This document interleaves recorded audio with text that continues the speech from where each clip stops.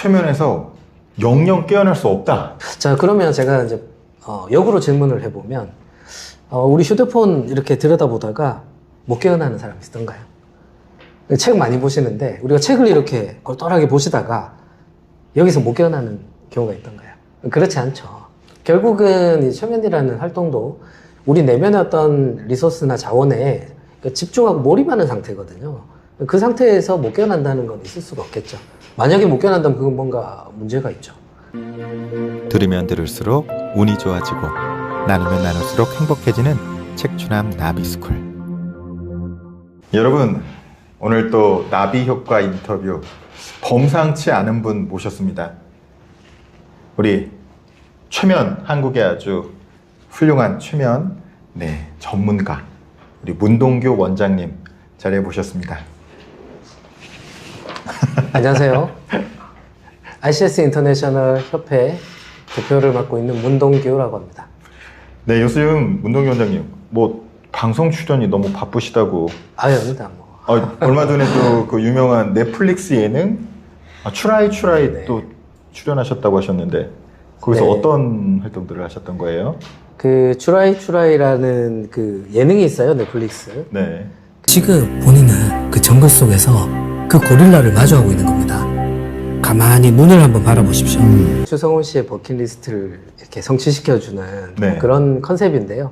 거기 이제 최은우 씨가 이제 마지막 편에 네. 또 마술로 또 버킷리스트를 또 이루어드리고 네. 또 이제 최면이 들어가서 네.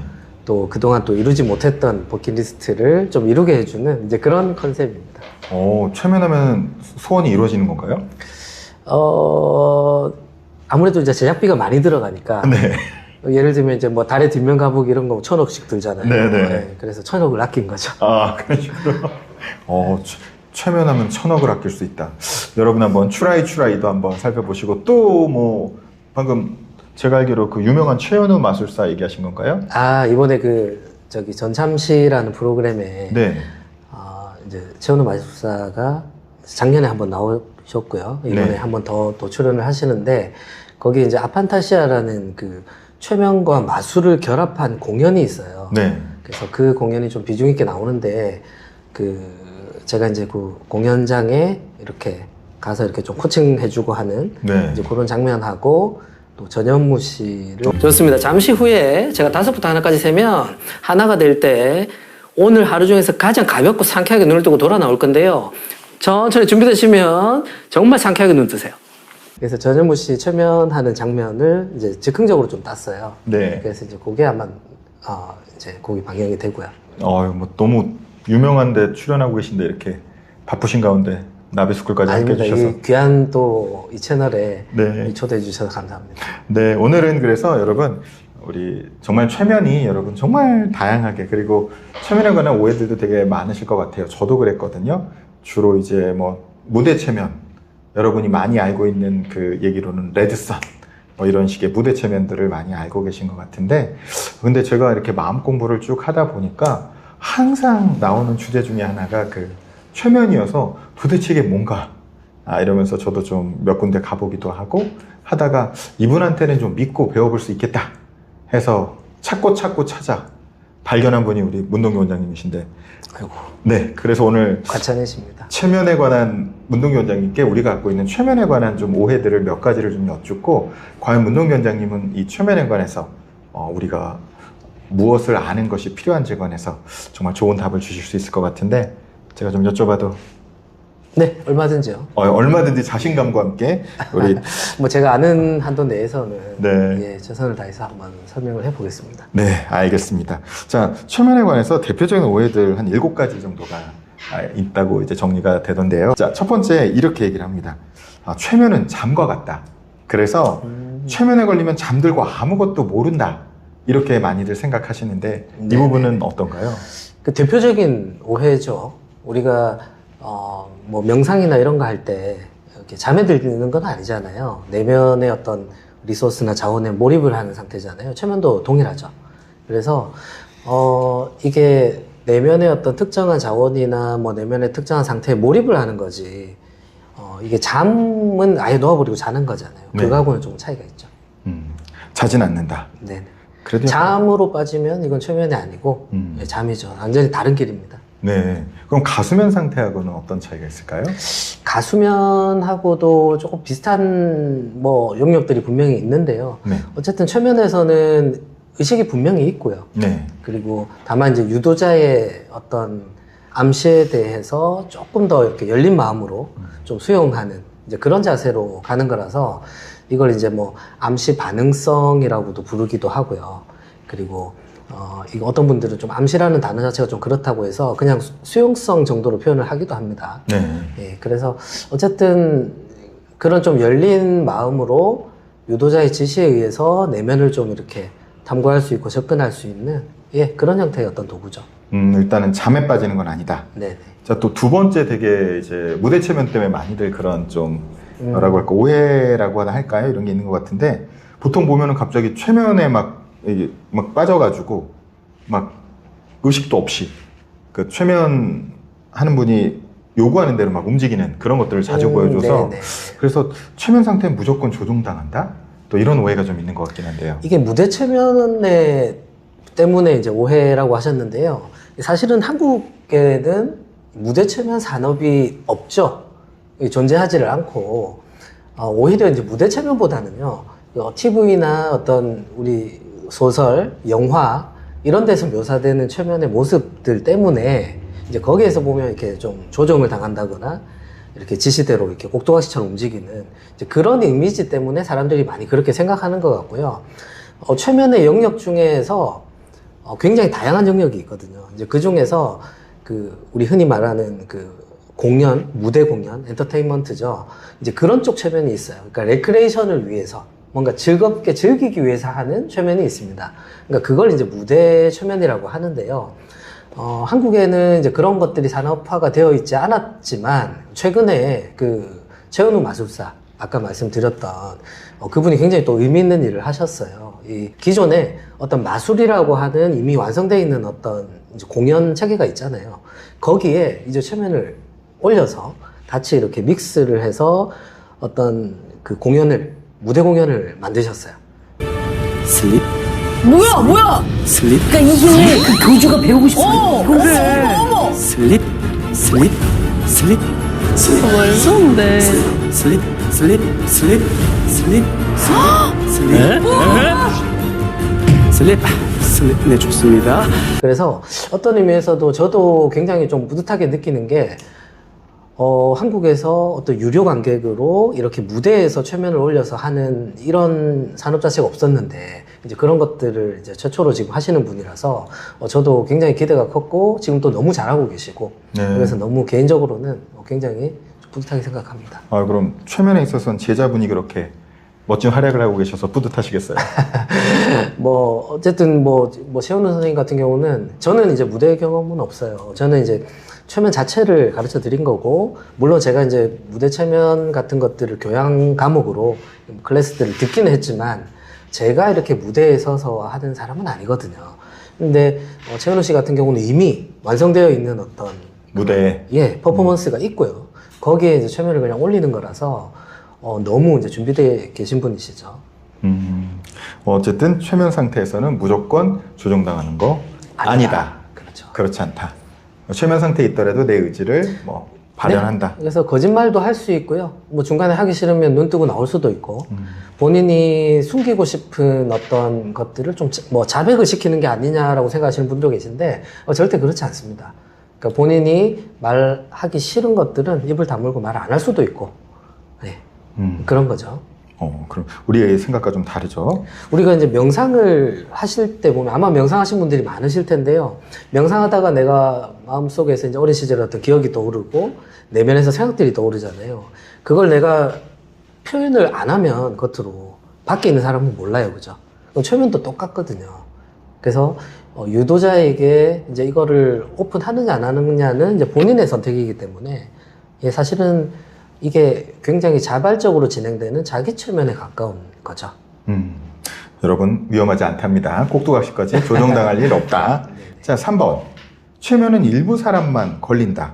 뭐 특별히 순진하거나 좀 이렇게 그렇죠. 네, 그런 분만 이게 걸린다. 과거에 이제 좀 그런 말들이 많이 나왔던 이유가 최면을 자꾸 뭔가 걸고 걸리는 공격자와 방어자의 관계로 자꾸 인식을 사람들이 했었어요. TV나 영화 같은 데 보면 뭔가 통제 권한을 뺏어서 내가 이 사람에게 제시를 하고 이제 그런 형태의 이미지가 있다 보니까 이제 생겨난 오해죠, 대표적인. 그래서 실제로는 전혀 이제 그런 기제가 아니죠. 그래서 일반인들 누구나 우리가 그러니까 일상에서 생각을 하고 감정을 느끼고 서로 소통할 수 있고 대화할 수 있고 일반적인 사고를 할 수 있는 일반적인 사람들이라면 최면을 못한다라는 건 말이 안 되고요. 네. 다만 이제 조금 전문적인 견해로 봤을 때 이제 최면을 유도할 때 한 번에 이렇게 도달할 수 있는 최면적인 깊이라는 게 있어요. 요거는 이제 조금 전문적인 영역인데 좀 그런 한 번에 이제 도달할 수 있는 그런 깊이는 개인마다 차이가 있을 수 있어요. 근데 그게 이제 본인이 주관적으로 막 나는 지금 깊은 상태에 들어갔어, 뭐 중간 상태에 들어갔어 이렇게 느끼는 게 아니고 이건 옆에서 좀 훈련된 전문가가 계측을 하는 거예요. 그래서 그 상태에 맞게끔 저희가 개입을 하는 거죠. 그래서 내담자에게는 전혀 중요하지 않은 얘기고요. 결론은 누구나 그러니까 최면이라는 거는 경험할 수 있다. 네, 단지 그 깊이의 차이가 있을 뿐이다. 뭐 이런 거죠. 누구나 경험할 수 있다. 자, 또 오해. 최면에서 영영 깨어날 수 없다. 네네네. 자, 그러면 제가 이제 역으로 질문을 해보면 우리 휴대폰 이렇게 들여다보다가 못 깨어나는 사람이 있던가요? 책 많이 보시는데 우리가 책을 이렇게 골똘하게 보시다가 여기서 못 깨어나는 경우가 있던가요? 그렇지 않죠. 결국은 이 최면이라는 활동도 우리 내면의 어떤 리소스나 자원에 집중하고 몰입하는 상태거든요. 그 상태에서 못 깨어난다는 건 있을 수가 없겠죠. 만약에 못 깨어난다면 그건 뭔가 문제가 있죠. 네. 그죠? 왠지 좀 불안하잖아요. 한번 누군가 최면을 나한테 걸면 언젠가 이렇게 하면 갑자기 뭐 이렇게 돼서 한다거나 어쨌든 그 암시 때문에 계속 그게 된다는 식의 어떤 영화들도 막 보인 것 같은데. 그러니까 그게 이제 앞에서 말씀하셨던 최면을 걸고 걸리는 이제 그런 어떤 기제로 자꾸 최면을 바라보다 보면 애초에 이제 문제가 생겨요. 그래서 저희는 전문가들 사이에서는 최면을 건다, 걸린다라는 용어를 쓰질 않아요. 네, 최면에 든다, 최면을 유도한다, 최면에 돌아 든다, 나온다, 유도한다. 어떤 이런 표현들이 사실은 좀 더 적절한 표현이 될 거고요. 오히려 좀 오해를 주는 이제 그런 단어죠. 이제 언더 이렇잖아요. 그 안에 있는 거니까 네. 그런 식의 표현들이 사실 좋지 않죠. 오히려 그런 단어가 오해를 더 많이 불렀다. 자, 조금 아까 뭐 최현우 씨도 나왔는데 최면은 마술이나 초능력이다. 뭐 초능력, 그런데 이게 참 초능력이라고 하는 부분이요. 사실은 우리가 평상시에 쓰지 않는 어떤 능력이 나오면 그걸 초능력이라고 하잖아요. 그런데 이게 참 재밌는 건 저희가 최면을 저는 개인적으로 이런 이제 직업적인 활동을 20년 이상 해왔고 이 과정에서 이렇게 보면 우리 내면에는 누구나 그런 초능력과 같은 그런 잠재의식이 지니고 있는 능력들을 가지고 있더라고요. 그래서 때때로 그런 것들이 나오기도 하죠. 현실에서 그런 능력들이 발현되기도 하고 현실이 바뀌기도 하고 그런 것들을 또 초능력이라고 한다면 네, 초능력도 맞는 말이긴 한 것 같아요. 하다. 네네네. 그럼 이건 완전 틀린 건 아니네요. 우리가 그러나 하지만 네. 자기가 잠재돼서 내면하고 있던 것들이 이렇게 발현될 때도 있다. 그렇죠. 근데 그것이 어떤 마술 같은 것이 아니라 누구나 사람은 잠재하고 있는 잠재력이 발현되는 그렇죠. 경우가 있다. 지금 이제 조석 선생님도 나비스쿨에서 그런 사람들의 어떤 잠재력을 깨우치는 일들을 하고 계시잖아요. 예, 사실 그래서 누구나 우리 안에는 정말 거대한 그런 거인의 힘을 다 가지고 있다고 봅니다. 네. 최면은 초능력을 깨워낼 수도 있다. 네. 네. 자, 6번. 최면은 기억을 완벽히 되살린다. 그렇지 않습니다. 네. 네, 지금 그 최면은요, 사실 팩트를 다루는 게 아니고요, 이 주관적인 인지를 다루는 과정이에요. 그래서 사실 우리가 기억이라는 것이 굉장히 불안정하죠. 그래서 이게 똑같은 사람이 똑같은 일을 어린 시절에 이제 겪었다고 해도 그걸 떠올릴 때 형의 말이 다르고 동생의 말이 달라요. 네. 그래서 이거는 이제 당시에 내가 그런 일들을 겪을 때 내가 느꼈던 감정이라든지 어떤 환경적인 어떤 또 주관적인 어떤 부분들에 의해서 주관적인 기억이나 인지는 얼마든지 이렇게 영향을 받을 수가 있어요. 그래서 사실 그런데 우리의 삶이 또 그런 것에 영향을 받고 살거든요. 왜냐하면 그게 우리의 무의식의 일부로 자리를 잡고 있기 때문에. 그래서 내가 5살 때 했던 오해가 내 내면에서 평생을 남아서 내가 머리가 크고 나이가 40, 50이 됐는데 살아가면서 그 오해가 내가 어떤 중요한 선택을 할 때 나도 모르게 영향을 미치는 것들이 많죠. 그래서 누구나 우리 내면에는 그런 것들이 있어요. 그래서 우리가 뭐 최면에서 보면 뭐 리그레션 테라피라고 해서 어린 시절로 막 돌아가서 원인을 밝히고 뭐 이러잖아요. 그게 실제 막 영화로 찍어놓은 어떤 팩트를 꺼낸다기보다는 어떤 주관적인 인지, 그러니까 그 사람의 무의식 속에서 저장되어 있는 이 사람에게 영향을 주고 있는 어떤 주관적인 인지를 접근하고 찾아내고 다루고 하는 그런 작업이죠. 그때 제가 알기로는 수사관 분들도 그렇죠, 이 수업을 그렇죠. 들으러 네, 네, 오시는 경우가 있다고 제가. 네네, 저희가 뭐 군 수사관들이나 군 검찰 이런 쪽에서 정기적으로 이렇게 또 오셔서 수업도 듣고 계시고요. 네네. 그 수사계통에서는 최면을 이미 오래전부터 활용을 많이 하고 계시고요. 특히 한국에서는 이런 최면 수사 같은 게 지금은 굉장히 또 많이 이렇게 또 독립적으로 많이 성장했다고 알고 있거든요.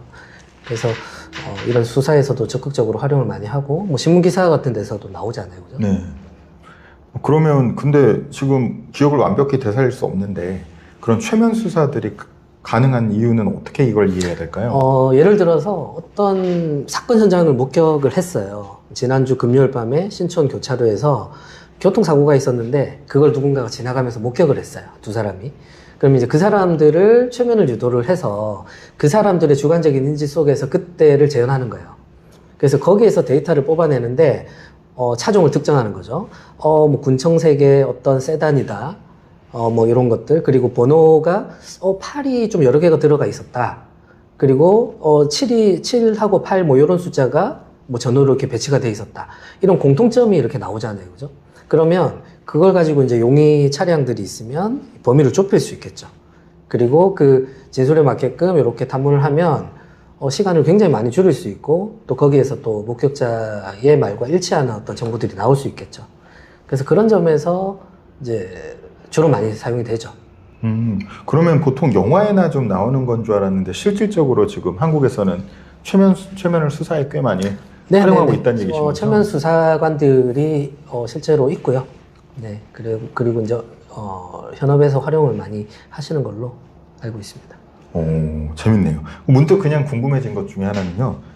다양한 분들이 최면을 배우러 오실 것 같은데 이제 맞아요. 최면 네. 수사하는 분들 외에 또 제가 그때 어떤 또 이 무속에 또 같이 좀 있는 분들도 배우러 오신다고 그때. 이게 시대가 자꾸 바뀌니까요. 이게 지금 오늘날은 최면을 배우시는 분들이 굉장히 다양한 분들이 오세요.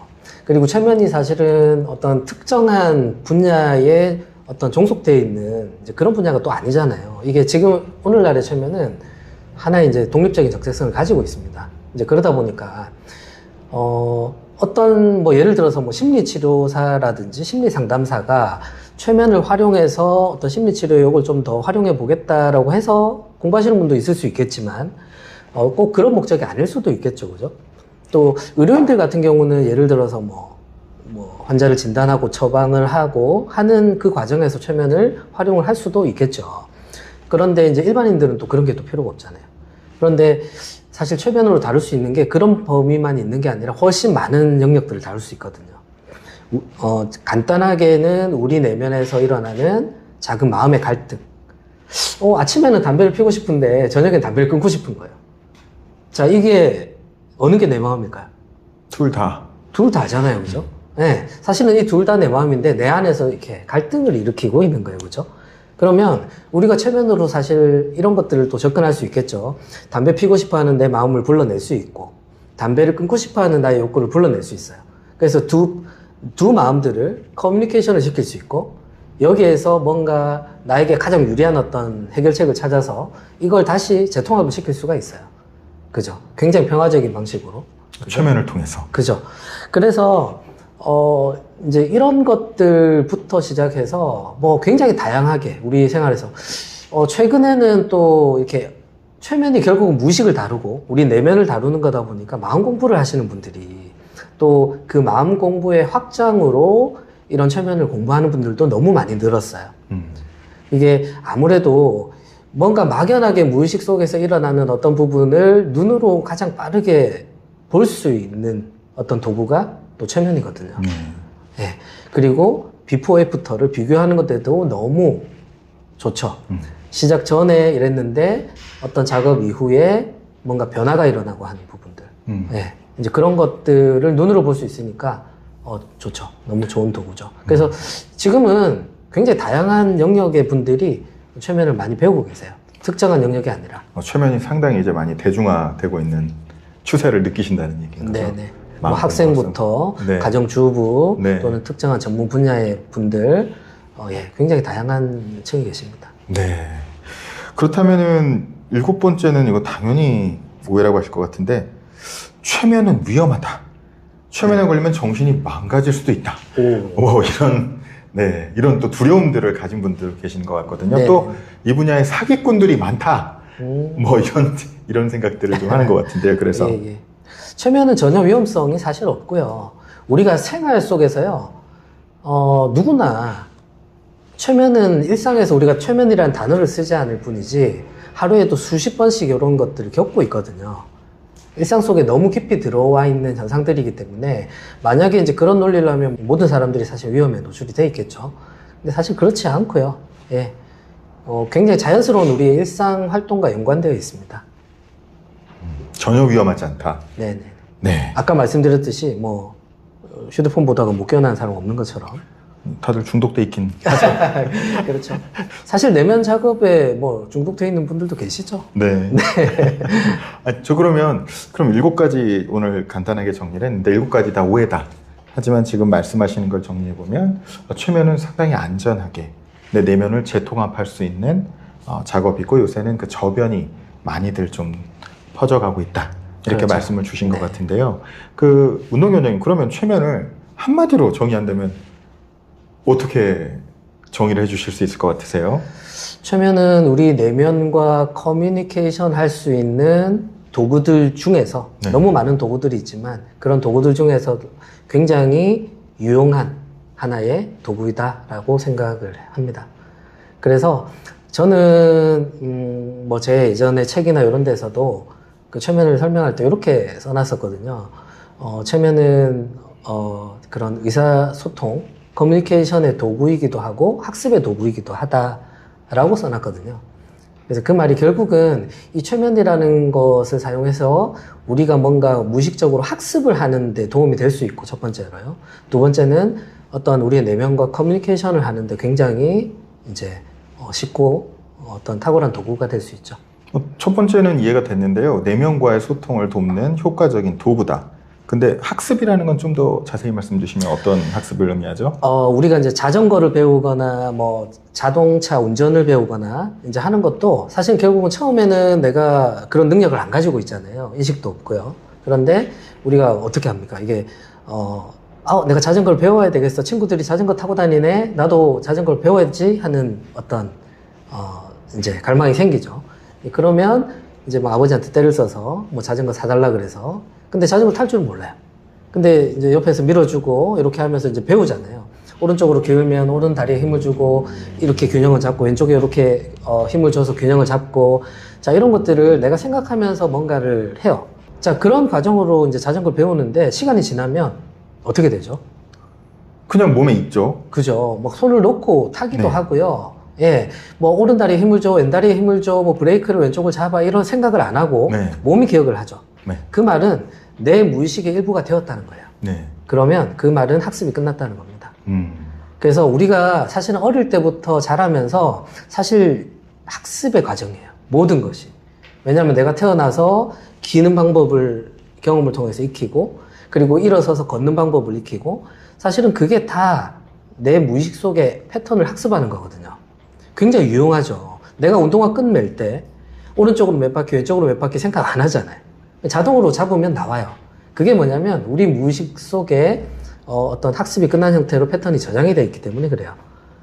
그런데 이게 참 우리 생활에서 너무 좋은데 굉장히 우리한테 도움을 주는 측면도 분명히 있지만 그 학습 과정에서 뭔가 잘못되거나 뭔가 부정적인 방식으로 학습이 되거나 하는 경우는 하나의 우리의 프로그램이 돼버려요. 우리가 살아가면서 어떤 일련의 일들, 선택들 이런 걸 겪을 때 내 무의식 속에 있는 그 프로그램이 이 선택에 영향을 준다면 얼마나 무섭겠습니까? 그죠? 네. 그런데 이 최면이라는 도구로 그런 프로그램들, 특히 나에게 어떤 부정적인 영향을 주는 프로그램들을 우리가 발견할 수 있고 제거할 수 있다. 네. 그래서 굉장히 어떤 변화를 위해서 그리고 새로운 학습을 할 수 있는 그런 도구로 굉장히 탁월하죠. 네. 그럼 잠깐 혹시 수능 공부할 때도 효과적인가요? 학습? 당연하죠. 오, 진짜요? 당연하죠. 네. 네. 어떤 면에서 그렇죠? 사실 이제 학습 문제 같은 경우는요, 제가 예전에 아이들 있죠. 뭐 초등학생들, 뭐 중고등학생들이 있는데, 사실 아이들 같은 경우는 굉장히 어른들하고 달라서 유연합니다. 예. 내가 말랑말랑하죠. 그래서 사실 어린아이들 같은 경우에 이제 최면 유도를 해서, 뭐 너는 학습력이 좋아진다, 집중력이 좋아진다, 이런 암시를 과거에 막 주는 거. 이걸 이제 학습력 최면이라고 많이 불렀는데요. 사실은 저희가 경험한 바로는 사실은 그렇게 해서 나오는 결과물은 정말 아주 미미해요. 근데 저희 경험한 결과로는 그런 아이들하고 상담을 했을 때, 되게 겉으로는 이게 학습력인데 그 이면에 보면 어떤 감정적인 블럭이라든지 뭔가 다른 것들이 연관되어 있는 경우가 굉장히 많았어요. 그래서 학습력에 대한 말을 한마디도 꺼내지 않고 그냥 내가 뭔가 이 활동에 전념하지 못하게 하는 내 내면의 어떤 블럭을 이제 해소를 시켜준 거예요. 예를 들면, 엄마 아빠가 집에 가니까 맨날 싸우고 있고, 애 앞에서 정말 못 볼 꼴을 많이 보이고, 아이한테, 뭐 상처를 주는 걸 거의 그냥 생활화하고 있고, 사실 이제 그런 아이들도 상처가 되게 많거든요. 그런 블럭들을 제거를 해줬을 때, 저는 굉장히 놀란 게, 그 아이들의 내면에서 저희가 시키지도 않았는데, 굉장히 그런 자발적으로 본인의 길을 찾아가는, 그런 장면들을 너무 많이 봤고, 정말 성적이 막 중하위권에 있는 이런 아이들이 시키지 않았는데 학습 태도가 좋아지고 생활 태도가 좋아지면서 막 상위권으로 이렇게 솟아버리거나, 물론 이제 뭐 중고등학생들 같은 경우는 기초도 필요하고 그런 학습에 대한 이제 이런 기술도 필요하겠지만 이 초등학생들 같은 경우는 사실 그렇게 어려운 것들은 아니잖아요. 그래서 의외로 이제 그런 부분들이 많이 개입이 되어 있어서 감정적인 블록을 제거해줬더니 아이들이 너무 좋아지는 것들을 많이 경험을 했습니다. 그러니까 학습 자체보다도 아이들이 내면적 응어리나 이런 그렇죠. 것들을 풀어내면서 저희가 뭐 공부를 가르쳐 드릴 수는 네. 없고요. 그냥 아이들의 마음 상태를 이렇게 다뤄주는 것인데요.